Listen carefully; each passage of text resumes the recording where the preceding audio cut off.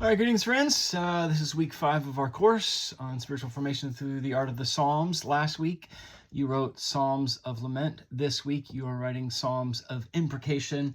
And I thought I would do a little book rec recording here and do it for your benefit and for the benefit of anybody else who might find it useful.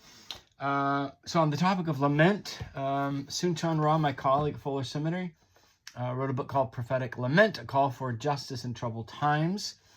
This is his sort of reflection commentary on the book of Lamentations, bringing the topic of lament into conversation with the topic of justice. Clarissa Moll and her daughter Fiona Moll, Hurt, Help, Hope. Real conversation about teen grief and life after loss. So Clarissa, she lost her husband, Rob, Fiona's father. And so they wrote a book together, which is a wonderful gift to have a teenager to be able to have an authorial voice on the experience of loss and grief and what it means to live in the aftermath of that kind of awful loss. Nicholas Wolterstorff's Lament for a Son is probably the single best book on the topic of lament, something he wrote, Wolterstorff wrote in the aftermath of the death of his son. It's just exquisite writing and then heartrending to read, but so beautiful, so powerful. Let me do sort of some kids books. Brittany Wynn Lee, the boy with big feelings. I read this to my son on a regular basis. I cannot more highly recommend it if you have kids with big feelings or if you have big feelings. Christina Fox, Tell God How You Feel.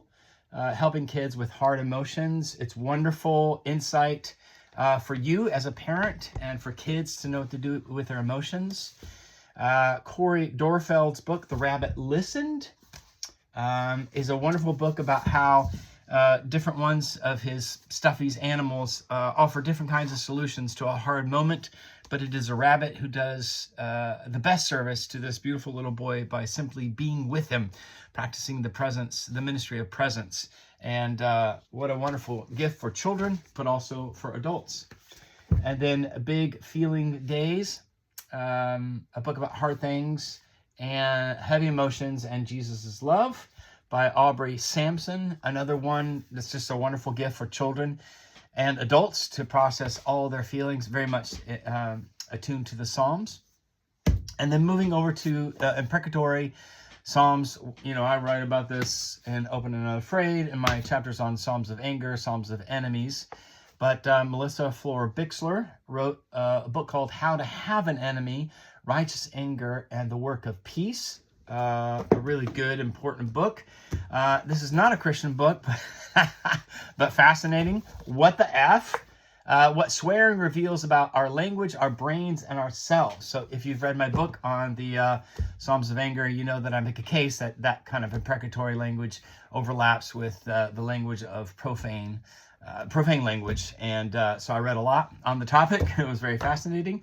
Daniel Michael Nerbas, Praying Curses, the therapeutic preaching value of the imprecatory psalm. So if you don't know what to do with it in devotional or corporate life, then this book would be a helpful one for you. Lida Bassett, I think that's how you say her name. She's a Swiss theologian pastor. Wrote a book called Holy Anger, Jacob, Job, and Jesus. A really kind of thoroughgoing, substantive treatment of that topic. And then probably the single best treatment of Psalm 137 from a non-biblical scholarly perspective is David Stowe, The Enduring Mystery of Psalm 137 in his book titled Song of Exile. So if you want just a really extraordinary historical perspective, cultural perspective, literary perspective, artistic, poetic perspective on Psalm 137, one of the most poignant and powerful imprecatory psalms, then David Stowe's book is for you. So here we go. A brief-ish recommendation of books, in addition to all the other books that I mentioned in my own book on the Psalms and a host of other wonderful resources. But these may be less common, less known, but still, I think, valuable for very specific circumstances, including all the ones related to kids. And as we as parents help our children, perhaps we in turn might also be helped. So there you go, some resources in addition to the ones you already have that might help you to enter more fully into the Psalms of Lament and Imprecation.